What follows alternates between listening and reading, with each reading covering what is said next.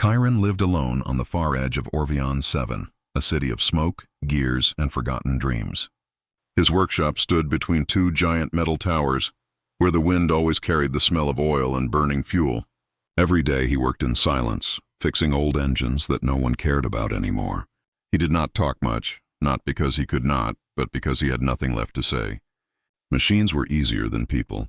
They broke for simple reasons, and he knew how to fix them. The galaxy had stopped paying attention to quiet men like him a long time ago. That night was different from all others. The air was heavy and strange. The sky glowed with an unnatural red light that flickered like fire. Chiron thought it was just another storm from the outer mines, so he kept working, adjusting the power core of a broken drone. But then, a deep roar echoed outside. Not thunder, but something alive, something falling fast. His tools slipped from his hand as the ground shook under his feet.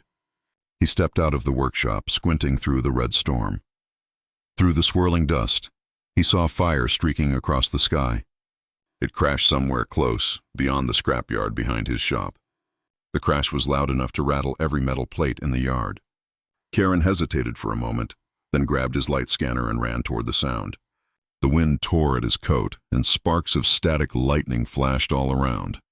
When he reached the crash site, he stopped cold. There, lying among broken metal and smoking debris, was a woman, or at least, she looked half like one. Her body shimmered with silver scales that glowed faintly under the stormlight. From her back stretched two great wings, torn and bleeding, their edges glowing like molten lava. Her eyes were closed, her chest rising weakly. Chiron froze, unsure whether to go closer or run.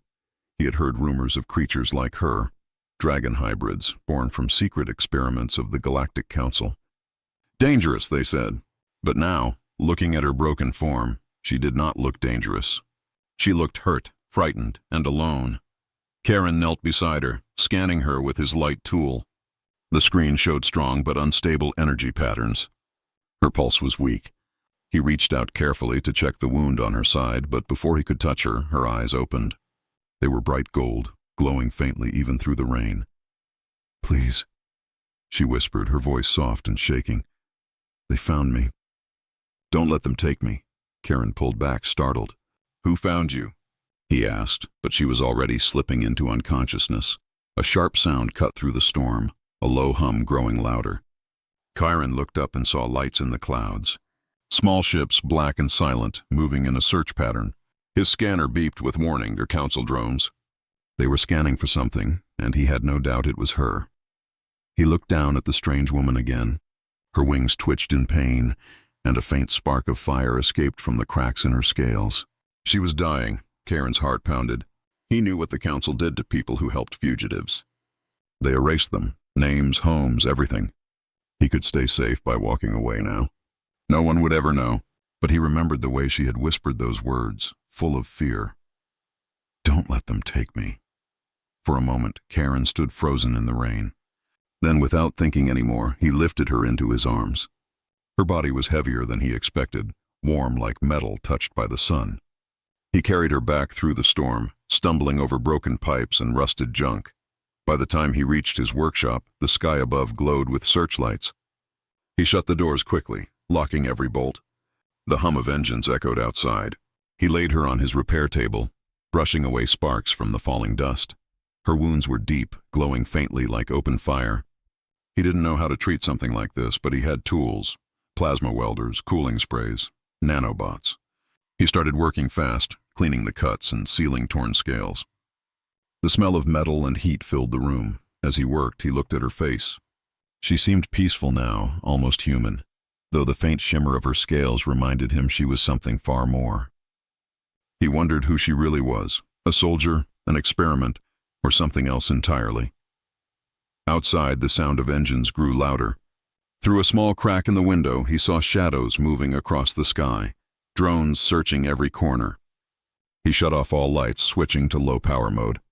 The workshop went dark, lit only by the soft orange glow from her wings. The scanner on his desk beeped again. They were getting closer. Chiron grabbed a cable and connected it to the main power core, trying to create a shield to block the energy signal.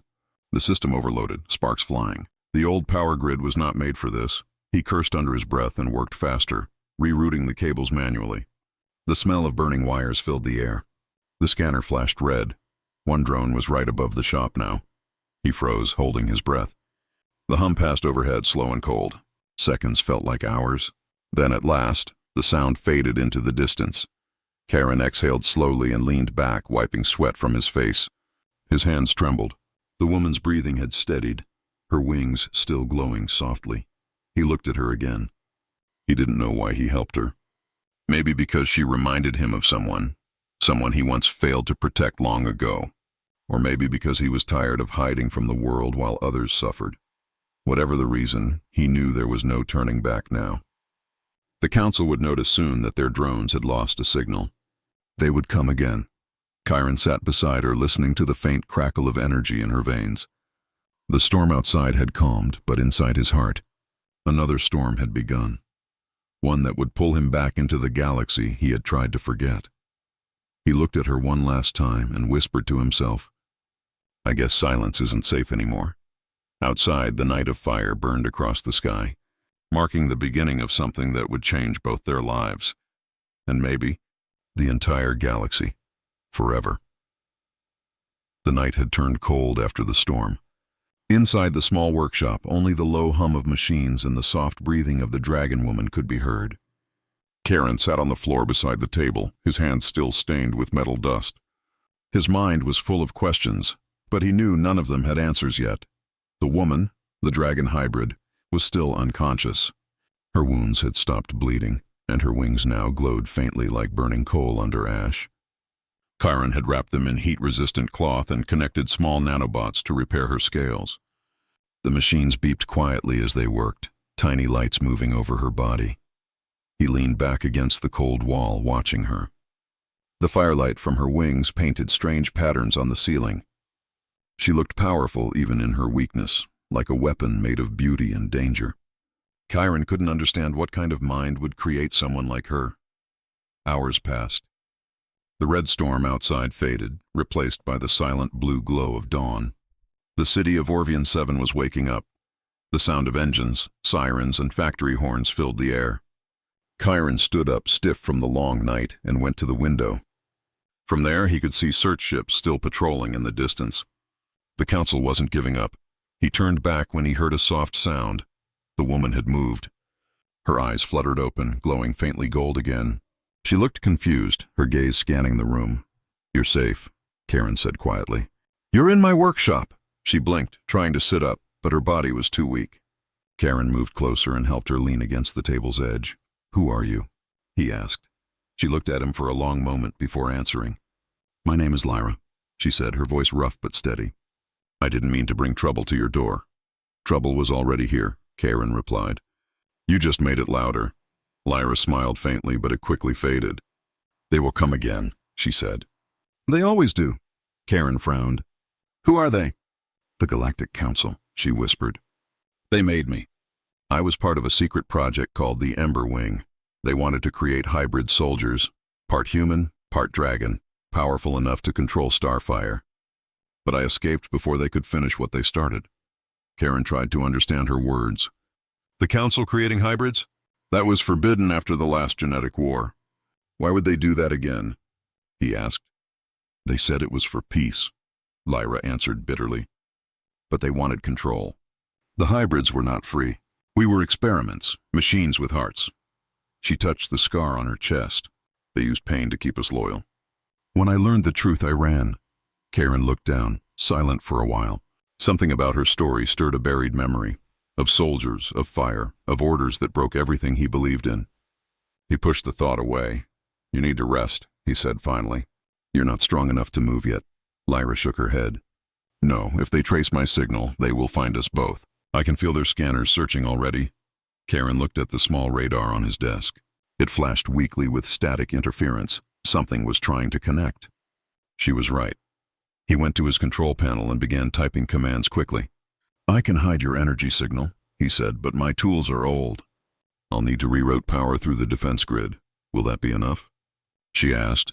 "Maybe for a while," Karen said, "unless they send a full tracking squad."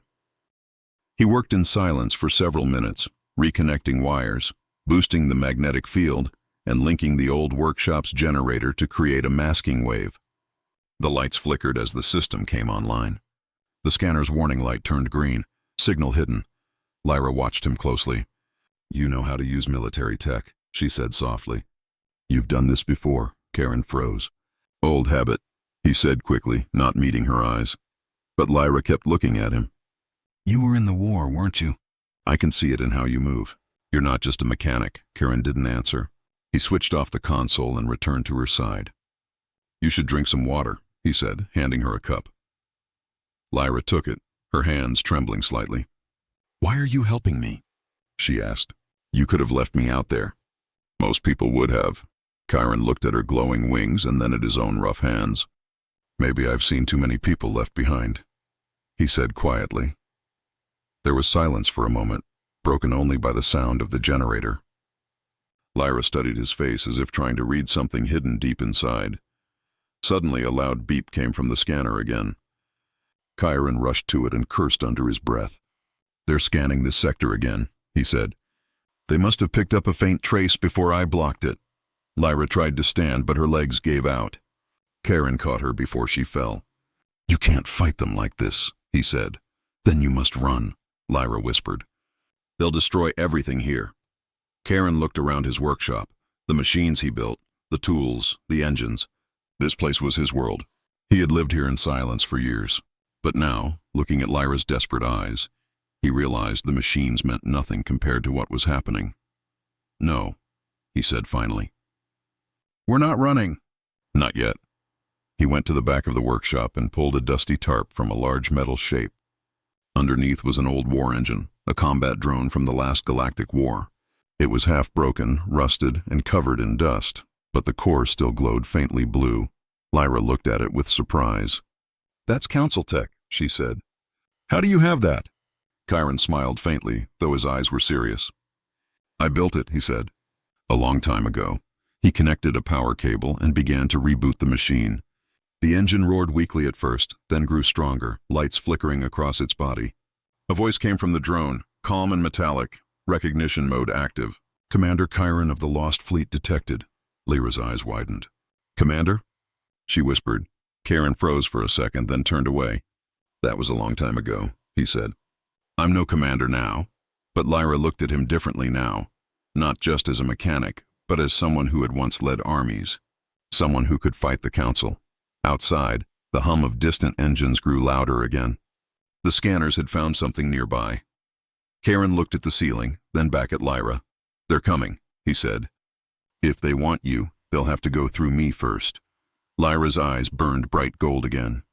"Then let me stand with you," she said, her voice stronger now. "You saved my life. I won't let them take yours." The sound of the first drone echoed outside the workshop. Lights flashed across the windows. Karen took a deep breath and powered up the old war engine. The machines around him came alive once more, gears turning, sparks flying. The silent mechanic was no longer silent. The past he had buried was waking up, and this time he wouldn't hide from it. Outside, the sky filled with fire once more. The real battle was about to begin. The morning light on Orvion 7 was strange. Dark clouds hung low, glowing red from the city's fires and the distant hum of council ships. Karen's workshop, once silent and forgotten, was now alive with energy. Machines hummed, gears turned, and the old war drone stood awake again, its sensors scanning the skies like a loyal guard dog from another lifetime. Karen moved quickly between his tools, checking power levels and weapon systems. Dust and sparks filled the air, but he didn't seem to notice. His hands worked with the precision of someone who had done this many times before. Someone trained for war. Lyra sat on the table, still weak but alert. Her eyes followed him quietly. "That machine," she said softly, "it recognized you. Commander Chiron of the Lost Fleet, who were you before this?" He didn't answer at first. He focused on tightening a loose bolt, avoiding her gaze. Finally, he said, "A man who followed orders that destroyed everything he cared about." Lyra tilted her head. "The Lost Fleet, I've heard stories. A group of soldiers who vanished after the Battle of Australis Prime. They said the commander disobeyed the council's final command." Karen stopped moving. "They said that?" he muttered. "Yes," she said. They said he refused to fire on a colony of civilians the council claimed were traitors. The fleet was destroyed, and the commander disappeared. Karen looked down at his hands, remembering the screams, the light of burning ships, and the sound of his crew's last transmissions fading into static. The council doesn't like men who ask questions, he said quietly. After that day, I left everything. My rank, my name, my voice. Lyra's expression softened. And now you've found your voice again, she said. He gave her a tired smile. Let's just hope it's not too late. The war drone's sensors beeped suddenly, pulling him back to the present. Multiple heat signatures approaching, it reported in a robotic tone. 5 aerial drones, 1 dropship. They've found us, Karen said, his jaw tightening. He went to the window. Dark shapes moved through the fog, glowing red like silent hunters. Lyra stood, her wings spreading slightly. The glow from her scales grew stronger. Let me fight, she said. You're not ready, Karen replied. Your wounds are still open. I don't care, she said firmly. If they take me, they'll use me to build more hybrids. I'd rather die free. Chiron looked at her for a moment, then nodded. All right, but stay close. He walked to a control panel near the wall and flipped a switch. The floor panels shifted, revealing small defense turrets and magnetic shields. Lights flickered to life along the walls. The old workshop was transforming, from a place of repair to a fortress. The first council drone appeared above, scanning with blue beams. Karen aimed a pulse rifle from the wall mount and fired. The shot hit the drone's wing, sending it spiraling into a pile of scrap metal. Nice shot, Lyra said. Still got it, Karen replied, reloading the weapon, but more drones followed. They surrounded the workshop, their mechanical voices calling out commands. Surrender the hybrid. Unauthorized harboring of genetic property is punishable by erasure. Lyra's wings burst into flame, lighting the dark workshop like sunrise. I'm not their property, she growled. Karen moved beside her. Then let's remind them of that. The next few minutes were chaos. Plasma fire filled the air as Karen and Lyra fought side by side. The drones fired energy bolts that shattered walls and tore through the roof. Karen rolled across the floor, using cover, while his war drone launched counterfire from the corner. Lyra, though weak, used her dragon energy to blast a group of drones with a stream of golden fire. The heat melted metal and sent sparks raining down. She screamed in pain and power, her wings burning brighter with every second. Karen saw the strain on her face and shouted, "Don't push yourself too far. I can handle it!" She yelled back, firing again. Then came the heavy sound of landing thrusters. The council dropship had arrived. It landed with a crash outside the workshop, kicking up dust and smoke. From it stepped armored soldiers, their suits glowing with blue energy lines. They carried shock rifles and moved with mechanical precision. Karen ducked behind a console, heart pounding. They sent ground units. That's new, Lyra growled softly, her golden eyes narrowing. They won't stop until I'm dead. Karen loaded his last energy cell and looked at the war drone. Unit 07, defense mode. Target all hostiles. The drone's eyes flashed red. Affirmative, Commander. The battle became louder, the air thick with heat and smoke. Karen fired from cover while the war drone tore through soldiers with heavy blasts. Lyra leapt into the air, crashing through a window and landing outside, her wings blazing. She fought like a storm, claws, fire, and fury against machines. Karen ran out after her, shielding his eyes from the light. The ground was covered in broken metal and burning debris. Lyra stood in the middle, surrounded by the remains of drones, her chest rising and falling with exhaustion. But one last soldier stepped forward, a tall figure in black armor with a glowing council emblem. Surrender subject E-12, the soldier said coldly. You belong to us, Lyra snarled, flames flickering around her hands. I belong to no one. The soldier raised his weapon, but before he could fire, Karen shot first. The plasma bolt hit the soldier's chest, sending him crashing to the ground. The sound echoed across the scrapyard, and then there was silence. Smoke drifted through the air. The last drone fell, its circuits sparking. Chiron lowered his weapon, breathing hard. Lyra turned toward him, her wings folding slowly. You didn't have to help me, she said quietly. Yes, Karen said. I did. For a moment, they just stood there, a tired mechanic and a wounded dragon hybrid, surrounded by fire and ruin. Then Chiron looked up at the sky. More ships were coming. He could see their faint lights far above the clouds. "They'll send more," he said. "We can't stay here." Lyra nodded weakly. "I know a place," she said. "A hidden base in the outer sectors. But it's far. We'll need a ship." Chiron smiled faintly. "Lucky for you," he said. "I build ships." He looked back at the wrecked workshop, his old home now half destroyed. For years he had lived quietly, fixing broken things. Now, for the first time, he felt alive again, fixing something bigger than machines. He turned to Lyra. "We leave at dawn." As the fires died down, Karen and Lyra walked back into the broken workshop. The old war drone followed silently, its red eyes glowing through the smoke. Outside, the first light of morning touched the sky, shining on the ruins. The silent mechanic was no longer silent. The war he thought he left behind had just begun. And this time, he wasn't fighting alone. The sky above Orvion 7 was still glowing with smoke from the night's battle. The workshop smelled of burning metal and ozone, and every wall was marked with holes from plasma fire. Chiron sat on the floor beside a broken console, his hands shaking slightly. He hadn't fought like that in years. His body remembered every move, every sound, every command, but it also remembered the pain that came after. Lyra stood near the doorway, her torn wings folded tightly against her back. The faint light from her scales reflected off the metal walls. She looked at Karen, her golden eyes calm but full of questions. "You fought like a soldier," she said softly. "Not like a man who left the war." Chiron wiped his face with a dirty cloth. "Maybe you never really leave war," he said. "You just wait for it to find you again." Outside, the faint hum of distant patrol ships echoed. The council would return soon. They always did. Lyra looked at the war drone, which was standing by the door, its sensors still active. "They'll come back in greater numbers," she said. "You know that." "I know," Karen replied. He stood up and looked around the wrecked workshop. The place that had once been his home was now little more than rubble. "This place won't hold another attack. We'll have to move. Where will we go?" Karen looked at her for a moment before answering. "You said something last night about a crystal." "What did you mean?" Lyra hesitated, her eyes darkening. "The celestial crystal," she said quietly. "It's hidden on the dark moon of Vareth. The council created it using ancient dragon fire. It can control every hybrid they made. If they get it, they'll rule every system in the galaxy." Karen frowned. "And if we get it first?" "We can destroy it," Lyra said. "Or use it to free the hybrids. That's why they want me. I'm the only one who can find it." Karen crossed his arms. "Then that's where we go." Lyra looked surprised.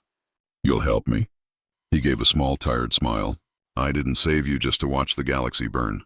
For the first time, she smiled back, but it was faint, almost sad. "Then we need a ship," she said. "And fast." Karen nodded and went to the back of the workshop. Behind a heavy door lay a dusty hangar filled with half-finished machines and rusted ship parts. The air was thick with dust and old oil. In the middle stood a small star freighter, broken but not dead. "This one still has a working drive," Chiron said, climbing up to inspect it. "If I can fix the stabilizers and refuel the core, we can make it off-world." Lyra followed him, running her fingers over the metal hull. "It looks old." "It is," Karen replied. "But so am I." They worked together for hours. Karen repaired the ship's energy systems while Lyra, despite her weakness, used her inner fire to heat-seal broken panels. The glow from her wings illuminated the dark hangar like a forge. At one point, Karen stopped to watch her. The firelight reflected in his eyes. "How do you control it?" he asked quietly. Lyra looked down at her hands. "Sometimes I don't," she admitted. "The fire inside me is alive. It listens when I'm calm, but when I'm angry or afraid." She trailed off, her voice breaking. Karen nodded slowly. "Then don't let them make you afraid." Hours later, the ship was ready enough to fly. Karen checked the engines one last time, then turned to Lyra. "We'll launch at dusk," he said, "once the patrols move to the other side of the sector." But before they could rest, the war drone's alarm went off. "Warning," it said in its metallic voice. "Incoming signal detected. Multiple council ships approaching. Distance 8 kilometers and closing." Chiron's face went pale. "They tracked us faster than I thought." Lyra's wings flared with light. "Then we fight again?" Chiron shook his head. "No, this time we buy ourselves enough time to escape." He rushed to the control panel and activated the defense grid. Energy shields flickered to life around the hangar. Lyra helped him move crates to block the doors. Outside, the low hum of council engines grew louder until it became a roar. Through the cracks in the wall, they saw shadows of dropships descending. "Dozens of soldiers surrounded the area. Seal the hatch," Karen ordered. Lyra nodded, her eyes burning bright gold. The doors slammed shut. The old workshop shook as the first blasts hit the shield. Sparks rained from the ceiling. "They're trying to burn through," Chiron shouted over the noise. He ran to the console and adjusted power levels. "The shield won't last long." Lyra placed her hand on the control panel. Her fire energy flowed through it, strengthening the shield's glow. "Go," she said. "I can hold it." Karen stared at her. "You'll overload." "I'll manage," she said firmly. "Get the ship ready." He hesitated for only a moment before nodding. He ran to the freighter, powering up the engines. The lights came on, flickering but steady. The ship rumbled like a beast waking from sleep. Outside, explosions thundered. The shield cracked. Lyra screamed as she pushed more energy into it, her body glowing with fire. Flames spread across her wings. "Lyra!" Karen shouted from the ship. "I said go." She yelled back. The shield finally shattered with a sound like breaking glass. Soldiers rushed in, their weapons raised. Lyra turned toward them, her eyes blazing. She spread her wings wide and released a burst of dragon fire that filled the entire hangar. The shockwave threw soldiers and machines into the air. Karen grabbed the ship's controls and activated the thrusters. The freighter rose slowly, engines shaking the ground. He opened the side hatch and shouted, "Jump!" Lyra, barely standing, ran through the fire and leapt toward the ship. Karen reached out and caught her hand, pulling her inside just as the hangar exploded behind them. The freighter shot up through the roof, debris and fire trailing behind. The city lights of Orvion 7 grew smaller beneath them. Karen pushed the engines to maximum power, breaking through the clouds and into the cold dark of space. For a long moment, neither of them spoke. Only the sound of the ship's hum filled the air. Lyra sat on the floor, breathing hard, her wings flickering weakly. Chiron turned to her. "You okay?" She nodded slowly. "Yes, but we can't stop." "They'll follow." Karen looked out at the stars, his jaw set. "Let them. This time I'm not running from them. We'll find that crystal before they do." Lyra looked at him, a faint smile crossing her lips. "Then our journey begins." Chiron nodded, switching the ship's coordinates to the outer sectors.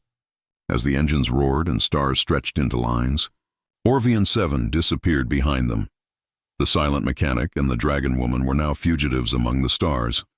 Two lost souls carrying the hope of a broken galaxy. And somewhere in the darkness ahead, the celestial crystal waited, shining like a secret flame that could save or destroy them all. The stars outside the ship's window stretched into endless lines as Chiron's freighter, the Wraithhawk, glided through hyperspace. The engines hummed softly, the only sound in the quiet cabin. Lyra sat near the viewport, her golden wings dim under the cool blue light. She looked tired but alert, her eyes focused on the vast emptiness ahead. Chiron checked the navigation console again. "We'll reach the dark moon of Vareth in 2 hours," he said. "After that, no signals, no transmissions. It's off the grid. The Council won't find us easily." Lyra nodded, her voice quiet. "Vareth is not just off the grid. It's cursed. My people called it the sleeping void, the energy there. It changes you if you stay too long." Chiron frowned. "You've been there before?" "Only once," she replied. "Before the experiments. Before I became this." Her claws curled slightly, as if remembering pain. Chiron wanted to say something to comfort her, but words didn't come easily to him. Instead, he simply said, "Then we'll be careful." The silence between them wasn't awkward anymore. It was a kind of peace they both understood. Two survivors who didn't need to fill the air with noise. When the ship finally dropped out of hyperspace, the view outside turned dark. Vareth hung before them, a black, lifeless moon orbiting a dying planet. Its surface was covered in cracks that glowed faintly with red light, like veins of lava under glass. Chiron adjusted the ship's course. "I'll take us down near the southern ridge. Scans show an old outpost there." As they descended through the thin, smoky atmosphere, the radar flickered with interference. "Strange," Chiron muttered. "The readings are all over the place." "That's the energy field," Lyra said. "It hides things. Even time feels different here." The ship landed with a rough thud on a patch of black rock. The air outside was cold and thin, and faint electrical sparks danced across the ground. Karen put on a breathing mask and handed one to Lyra, though she barely needed it. Her dragon blood allowed her to survive harsh worlds. They stepped out together. The land around them was silent, except for the low hum of energy coming from deep underground. In the distance stood an old structure, half buried, covered in metallic vines. It looked ancient, like something built before the first colonies. "That's it," Lyra whispered. "The Temple of Flame. The crystal is inside." As they approached, Karen noticed strange markings glowing faintly on the walls. The symbols pulsed with light whenever Lyra walked near them. It was as if the temple recognized her. "You're connected to this place," Karen said. "It's dragon energy," she replied softly. "We were created from it. It knows what I am." They entered the main chamber. The air was thick and heavy, filled with the sound of faint whispers that seemed to come from nowhere. In the center of the room stood a large pedestal surrounded by ancient machines. At the top floated a small, glowing crystal, clear as glass, yet burning with inner fire. "The celestial crystal," Lyra said. Her voice trembled slightly. "It's beautiful. And terrible." Karen stepped closer but stopped when he saw the flickering shadows on the walls. The whispers grew louder. "Something's not right," he muttered. Before Lyra could answer, the crystal flared with light. A pulse of energy shot through the room, throwing them both backward. The machines came alive, spinning and sparking. From the darkness, a shape began to form, a figure made of black smoke and glowing red eyes. Lyra gasped. "No, it's the Guardian." The creature's voice echoed through the chamber. "No one may touch the flame. Those who do shall burn." Karen pulled his plasma gun and fired, but the shots passed through the creature like mist. The Guardian's shadowy arm lashed out, knocking him across the floor. Lyra spread her wings and unleashed a burst of golden fire. The light burned through the smoke, forcing the creature back for a moment. But the Guardian reformed, roaring like a storm. "You cannot destroy me," it said. "I am the shadow of the first fire." Chiron groaned, pushing himself up. "Then maybe we don't destroy you," he said through clenched teeth. "Maybe we outrun you." He grabbed Lyra's hand and pulled her toward the pedestal. "You said only you can touch it." Lyra hesitated. "If I do, it could kill me." Karen looked into her glowing eyes. "Or it could save all of us. Trust yourself." For a moment she stared at him, then nodded. She turned toward the crystal, her wings flaring wide. Fire gathered in her hands, golden and blinding. The Guardian roared and lunged at her, but she thrust her hands forward, touching the crystal.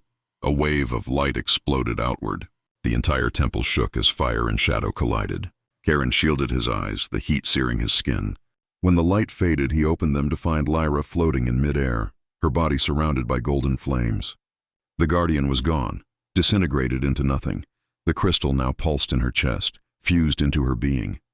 Her voice echoed softly, not just in the air, but inside Karen's mind. "It chose me." Karen stared at her in awe. "You're glowing like a star." She landed gently, her wings brighter than ever. "The power of the crystal is within me now." "But it's unstable. I can feel it trying to break free." Karen stepped closer. "Then we'll control it together." "We'll learn how." Before she could reply, the ship's comm beeped. A cold, robotic voice came through. "This is the Galactic Council. You are surrounded. Surrender the artifact or face termination." Karen's eyes widened.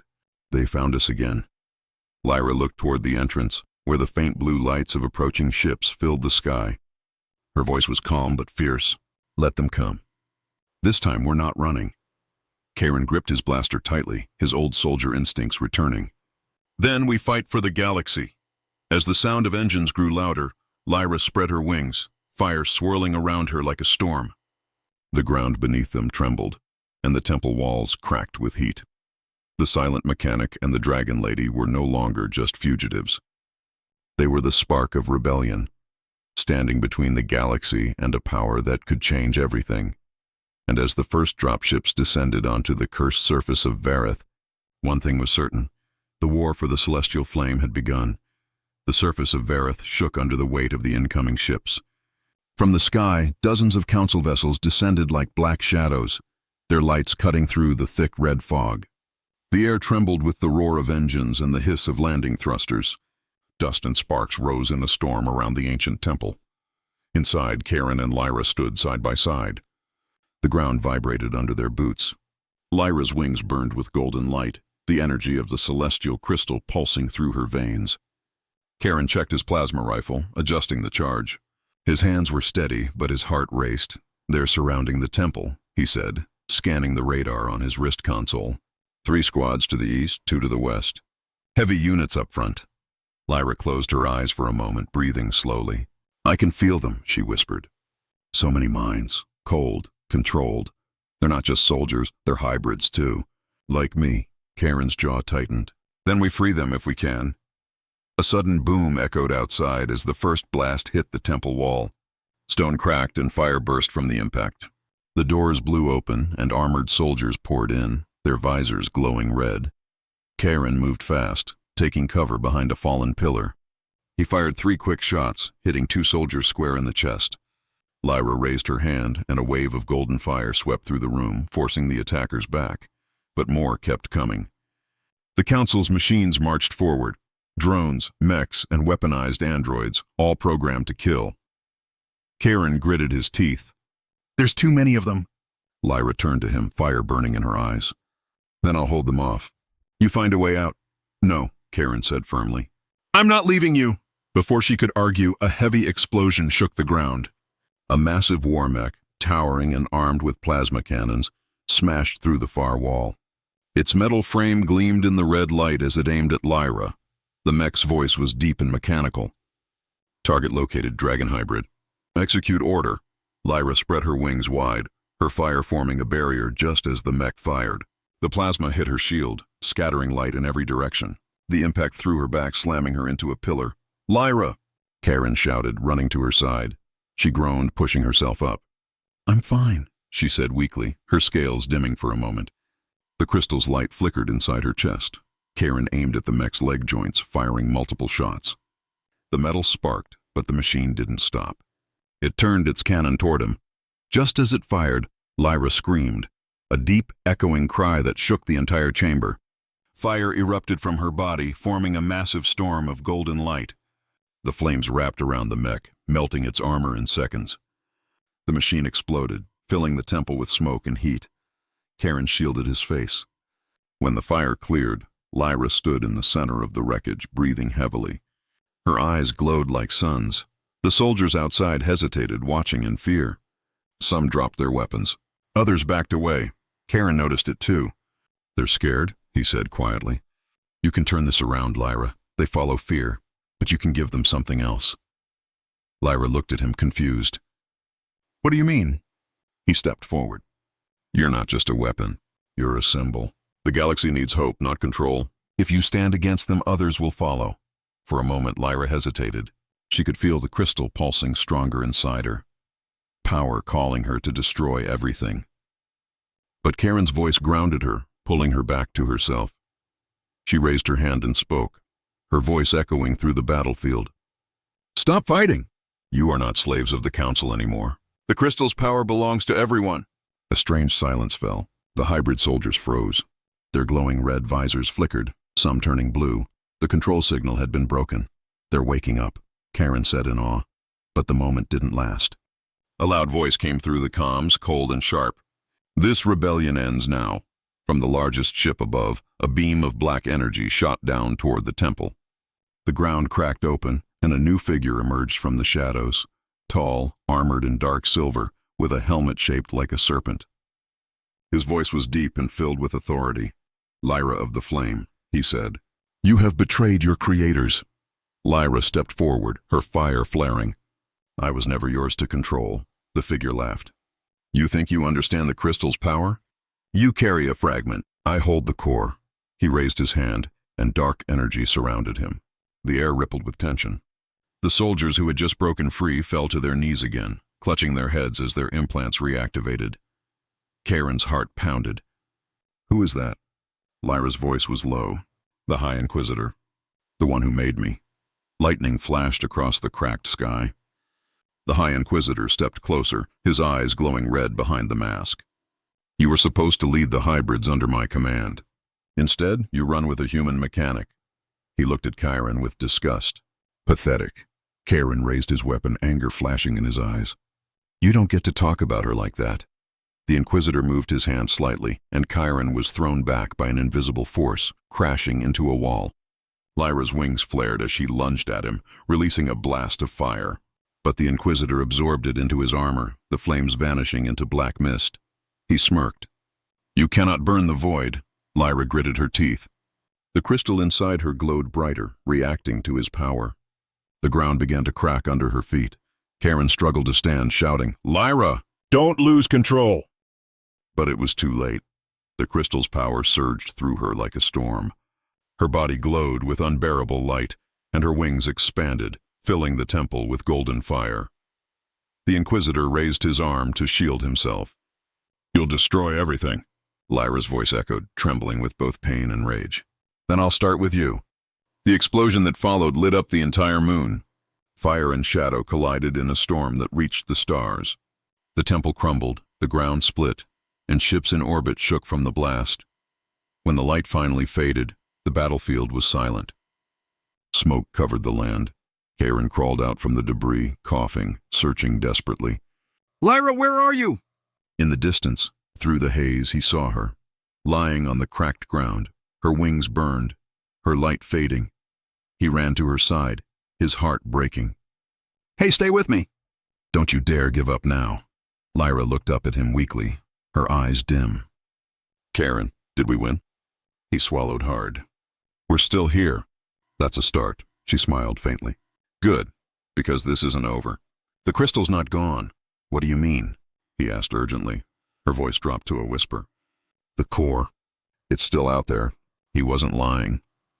Karen's eyes widened as he looked up at the broken sky where the High Inquisitor's ship disappeared into the dark clouds. The war wasn't over. It had only just begun, and as the winds of Vareth howled around them, the silent mechanic made a promise.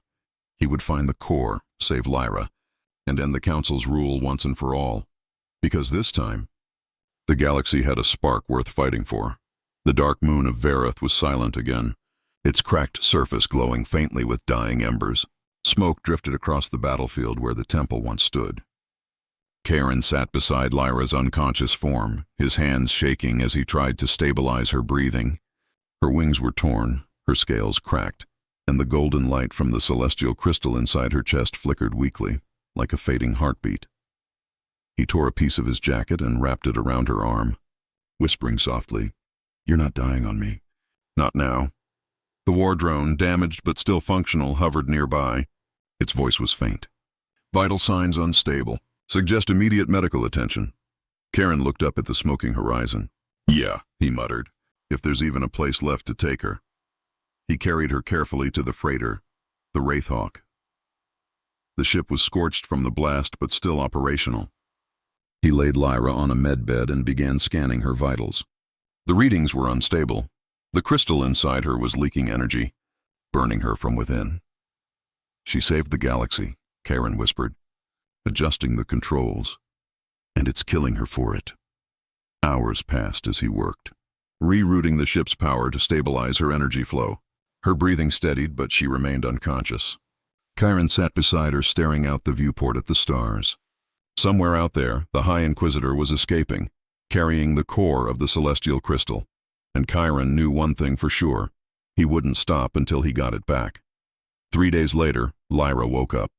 The lights in the cabin dimmed as her golden eyes opened. "Where are we?" she asked weakly.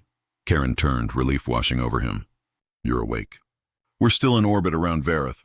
I couldn't risk jumping to hyperspace while your vitals were unstable." She tried to sit up, groaning. "The Inquisitor, did he take it?" Chiron nodded grimly. "Yeah, he has the core. Whatever he's planning, we can't let him finish it." Lyra closed her eyes, trying to sense the crystal's energy. "I can feel it," she said softly. "Far away, but still alive. It's calling to me." From the Orion Rift, Karen leaned back, thinking, "That's deep space. The Council's fortress is there. It's suicide." Lyra looked at him, her voice steady. "You don't have to come," he smirked. "You really think I'm letting you face him alone?" She gave a faint smile. "I was hoping you'd say that." A few hours later, the Wraithhawk shot into hyperspace, streaking across the galaxy. Their destination, the Orion Rift, a deadly region of broken stars and unstable gravity fields. As the stars stretched by, Karen worked on modifying his ship's weapons. He was quiet, focused, his mind full of memories from the war. Lyra watched him, sensing the ghosts in his silence. "You used to fight for the council, didn't you?" she asked softly. Karen didn't look up. "A long time ago. Before I saw what they really were. What made you leave?" He stopped for a moment. "They sent me to burn a colony. Said it was infected with alien DNA. Turned out it was just families like mine. I didn't follow that order."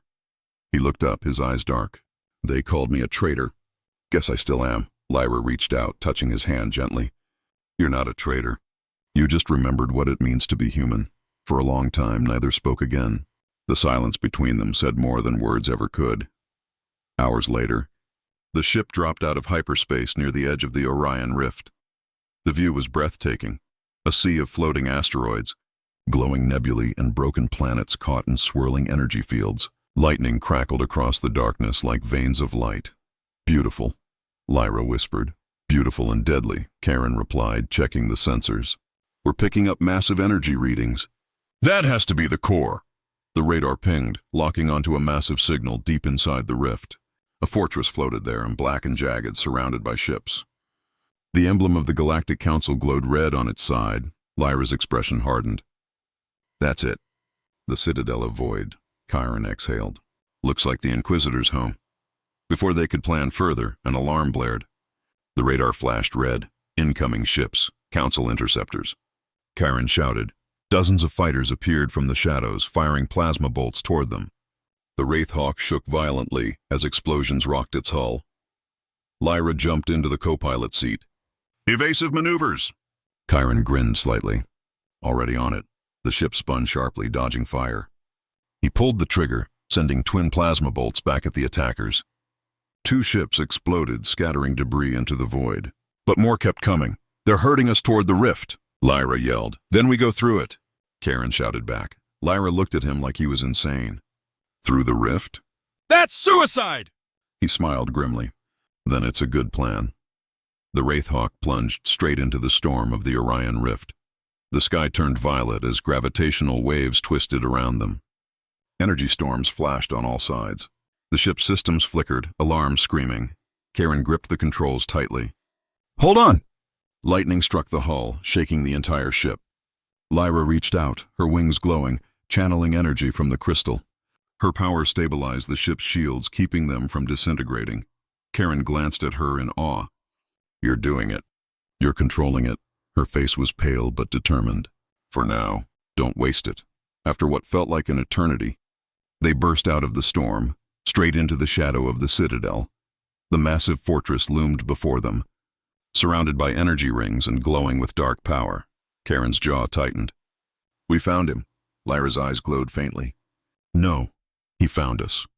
A deep voice echoed across the comms, cold, familiar, and cruel.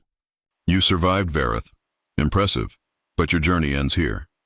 It was the High Inquisitor. Karen's grip tightened on the controls. Not today.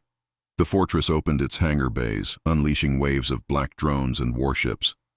The sky filled with fire as the battle began. Plasma bolts streaked past. The Wraithhawk weaved through the chaos, outnumbered but unyielding. Lyra closed her eyes and focused. "I can sense the core. It's inside the fortress, deep underground." Karen nodded. "Then we get you in." He dove the ship toward the fortress, dodging laser fire and debris. The hull screamed under pressure. Alarms blared. "Brace yourself," he shouted as they crashed through a hangar wall, sparks flying everywhere. The ship skidded across the metal floor, finally coming to a smoking stop. Chiron stood, grabbing his rifle. "We're in." Lyra's wings unfolded, glowing like molten gold. "Then let's finish this." They stepped out into the fortress, surrounded by darkness and the sound of distant machinery. Somewhere deep below, the High Inquisitor waited, and so did the fate of the galaxy.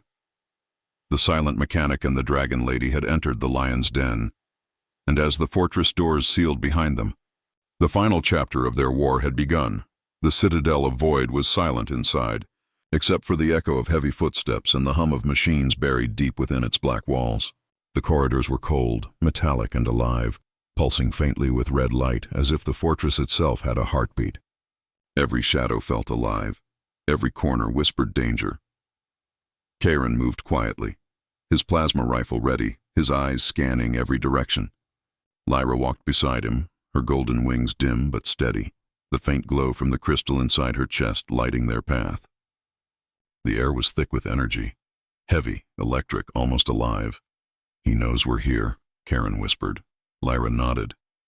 "He's been waiting." They reached a massive circular chamber at the heart of the citadel. In the center floated a huge black crystal spinning slowly above a deep pit of light. The energy it gave off was suffocating, cold, powerful, and wrong. Lyra's breath caught. "The core of the celestial flame," she whispered. "It's stronger than I imagined." Karen frowned. "That thing feels alive." "It is," said a deep voice from above. They looked up to see the High Inquisitor descending from a platform, his armor glowing faintly with crimson veins. In his hand, he held a staff made from dragon bone, topped with a shard of the same black crystal. His eyes burned like two suns of red fire. "Welcome home, my creation," he said, his tone cruel but calm. "You've brought me exactly what I needed. The fragment inside you." Lyra took a step forward, fire gathering in her palms. "You'll never have it." He smiled beneath his mask. "You still think you have a choice? You were built to serve. The fire in your chest belongs to me." Karen stepped in front of her, raising his weapon. "She doesn't belong to anyone." The Inquisitor's voice turned sharp. "And who are you, little human?" "A broken soldier hiding behind machines." "You think you can stand against a god?" "Not a god," Karen said. "Just a mistake that needs fixing." The Inquisitor moved faster than the eye could follow. His staff struck the ground and a wave of black energy exploded through the room. Karen was thrown backward, slamming into a pillar. Sparks flew from his rifle as it broke apart.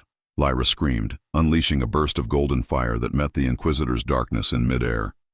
The two powers collided, lighting the entire chamber in blinding color. Fire and shadow twisted together like living serpents. The Inquisitor laughed as he pushed forward.